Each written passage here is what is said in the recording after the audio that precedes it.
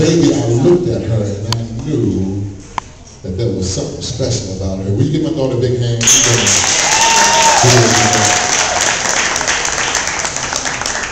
Thank you.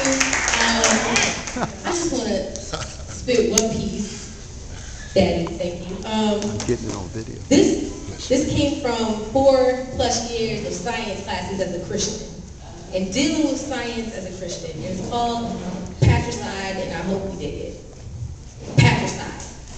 Patricide is the act of a child killing his father. This comes to mind because they tell me that science has killed my God. They tell me that he is 6th century under, buried beneath classes, lab fees, experiment studies, and men who used to be monkeys. They tell me that science has killed my God.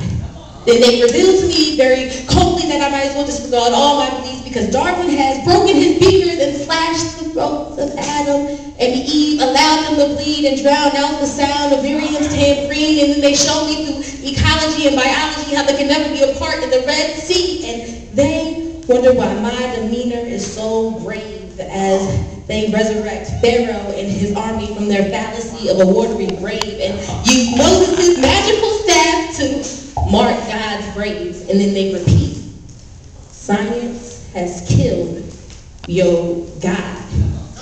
They use a gun armed with the DNA analyzed by the Human Genome Project to shoot point blank your God's cherished miracle of life.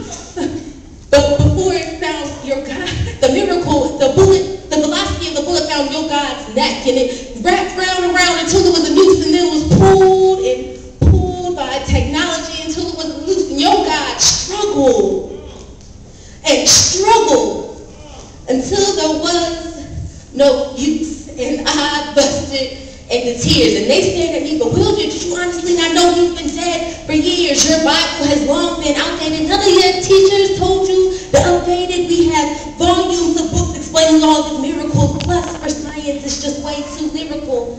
But they could not understand my constant cries. Silly little girl, did we just change your life? This life they had lifted me out of retardation, out of the rocks, and I was the